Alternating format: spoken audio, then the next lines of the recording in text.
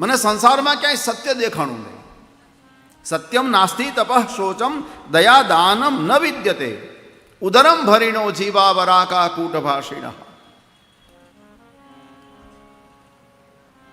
મંદા સુમંદમતયો મંદભાગ્યાયુપદ્રુતા પાખંડ નિરતા સંતો વિરક્તા પરિગ્રહ. તરુણી પ્રભુતા ગેહે શાલકો બુદ્ધિદાયક. આ કળયુગના બધા લક્ષણો બતાવ્યા છે. કન્યા વિક્રયણો લોભાદ દંપતીનાંચ કલ્કનમ. ન યોગી નૈવ સિદ્ધો વા ન જ્ઞાની સક્રિયો નર. કલિદાવાનલેનાદ્ય સાધનમ ભસ્મતાગતમ. અટશૂલા જનપદા શિવશૂલા દ્વિજાતય. કામિન્ય કેશશૂલિન્ય સંભવંતી કલાવિહ. આ બધા કળયુગના લક્ષણો શ્રીમદ ભાગવતજીના માતમમાં આપ્યા. આ સંસારમાં મને ક્યાંય સત્ય દેખાણું નહીં. નારદજી કહે છે તપ નથી, શૌચ નથી. શૌચ એટલે પવિત્રતા. દયા નથી, દાન નથી. એક વસ્તુ મને દેખાણી. નારદજી કહે પેટ ભરવામાં કળયુગનો માણસ મશગુલ બની ગયો છે. અને પાછો પેટ ભરવા માટે માણસ અસત્ય બોલે, ખોટું બોલે છે. વરાકા કૂટભાષિણા. મંદા સુમંદ મતયો. અને માનવ મંદભાગી બની ગયો છે કળયુગનો માણસ. કળયુગના લક્ષણમાં એક લક્ષણ બતાવ્યું છે, માણસ બુદ્ધિથી મંદ છે. એની બુદ્ધિ એટલી વિકસિત નથી અથવા વ્યાપક નથી. અને પાછો માણસ ભાગ્યથી મંદ છે. થોડું ઘણું કંઈ હાથમાં આવી જાય એટલે માણસ સમજી લે મારું ભાગ્ય ખુલી ગયું. એને મહાપુરુષો એવી રીતે વર્ણન કર્યું છે કે ભાઈ ઉંદરની મુઠ્ઠીમાં 4 દાણા જુવારના આવી જાય એટલે ઉંદર મલકાય કે મારી આખી મુઠ્ઠી ભરી છે પણ મુઠ્ઠીમાં છે શું? 4 દાણા. એવી રીતે સંસારની થોડીક વ્યવસ્થા માણસને મળી જાય એટલે માણસ એમ સમજી બેઠે, કળયુગનો માણસ, કે મારું તો ભાગ્ય ખુલી ગયું. અરે ભલા માણસ, તે પ્રયાસ કર્યો હોત તો તને ભગવાન પણ મળવાના હતા. તું થોડોક આગળ વધ્યો હોત તો ઈશ્વર પણ મળવા. તારા ભાગ્યમાં ઈશ્વર પણ હતા, પણ તે તારા ભાગ્યને ટૂંકું કરી નાખ્યું. મંદ ભાગ્ય આયુપદ્રુતા. પાખંડ નિરતા સંતો. કળયુગમાં સંતોમાંય પાખંડવાદ આવી ગયો છે. ભાગવતમાં લખ્યું છે, બિલકુલ સ્પષ્ટ લખ્યું છે. પાખંડ નિરતા સંતો વિરક્તા સ પરિગ્રહા. વિરક્તો પરિગ્રહી બની ગયા. જેણે જાહેરાત કરી કે હું ત્યાગી છું ને વૈરાગી છું, એણે જ ભેગું કર્યું. એનો આ સીધો સાદો અર્થ બતાવું છું. વિરક્તા સપરિગ્રહ. વિરક્તો પરિગ્રહી બન્યા. પરિગ્રહ એટલે ભેગું કરવું. ત્યાગી અને વૈરાગી જે છે એ જ બધું ભેગું કરીને બેઠા કળયુગમાં. તરુણી પ્રભુતા ગે. કળયુગમાં ઘરે ઘરમાં સ્ત્રીઓનું રાજ્ય આવ્યું છે. અને શાલકો બુદ્ધિદાયકા. કોઈ માથે લેવું નહીં. આ તો ભાગવતમાં લખ્યું એટલે કહું છું. વિદ્વાનોની સલાહ, સંતોની સલાહ ન માને અને શાળાની સલાહ પ્રમાણે ચાલે. શાલક બુદ્ધિ આવું કહ્યું છે. તાળીઓ પડી ભાઈ, આનંદ આવ્યો.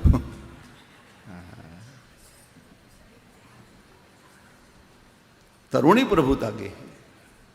ઘરે ઘરમાં સ્ત્રીનું રાજ્ય. અરે ભાગવતમાં તો એક ચતુર્થાંશ શ્લોક લખ્યો છે. એક શ્લોકના 4 ચરણ હોય ને જનકભાઈ, એમાં એક જ ચરણમાં આટલું લખ્યું છે કે તરુણી પ્રભુતા ગેહે. બસ પછી આખો શબ્દ ફેરવી નાખ્યો છે. રામાયણમાં તો આખી ચોપાઈ લખી. તમે જો સાંભળી શકતા હો તો ગાઓ, કઠણ થઈ જાજો. નારી બીબાસ નાર સાકલ મુસાઈ. નારી બીબાસ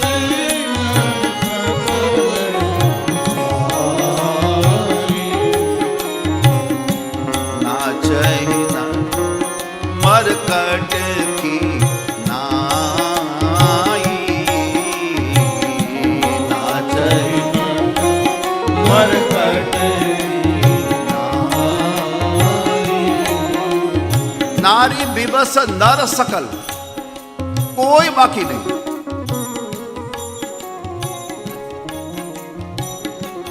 કોઈ ગોસ્વામીજીને કીધું મહારાજ બધાને એક લાકડી આંકો છો? બોલે હા, એક લાકડી. નારી વિવસ નર સકલ. અને આપણા વિદ્વાનોએ તો કેવું ચિંતન કર્યું છે, જોવો તો ખરા.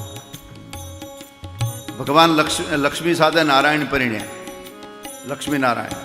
હા, પણ લક્ષ્મીએ કન્ડિશન મૂકી કે ઘર જમાય આવો તો લગ્ન કરું. એટલે નારાયણ ઘર જમાઈ ગયા.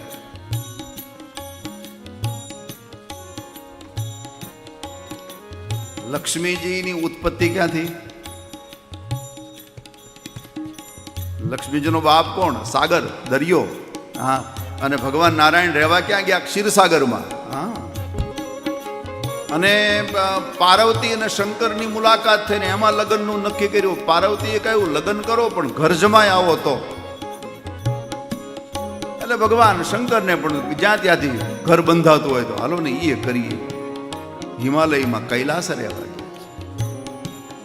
ત્યાં પણ જો આ તકલીફ હોય તો આપણી તો વાત જ ન કરે. નારી વિવાસ નાર સકલ,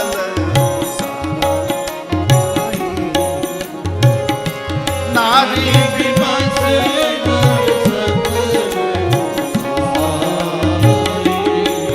અહીં સુધી તો વાંધો નહોતો, પણ પછી જે અડધું લખ્યું છે, ઓ જેમ મદારી વાંદરાને નચાવે એમ નાચહી મર કટકી નાઈ,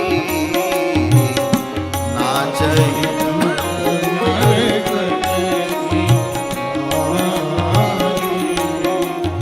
કન્યા વિક્રયણો લોભાદ.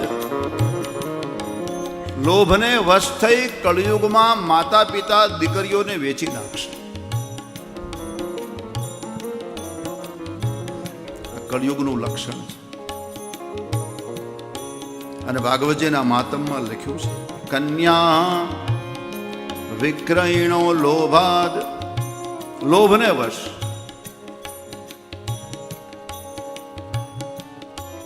દીકરીઓને વેચી નાખશે. અને દંપતીનાંચ કલકનમ. કળિયુગમાં પ્રત્યેક દાંપત્ય ક્લેશ વાળું હશે. પછી જીવી જશે એની ના નથી, પણ ક્લેશ હશે દાંપત્યમાં. ન યોગી નૈવ સિદ્ધોવા. નારદજી કહે મને કોઈ યોગી ન મળ્યો, કોઈ સિદ્ધ ન મળ્યો, ન જ્ઞાની, મને કોઈ જ્ઞાની દેખાણો નહીં. સત્ક્રિયો નાર, શાસ્ત્રની મર્યાદા પ્રમાણે સત્કાર્ય કરનારો મને કોઈ દેખાણો નહીં. એનું કારણ એ હતું કલી દાવાનળ નાદ્ય. કળિયુગનો દાવાનળ એટલો બધો પ્રજ્વલિત થઈ ગયો કે તમામ સાધનો બળીને ભસ્મ થઈ ગયા છે. આ બધું થયું છે.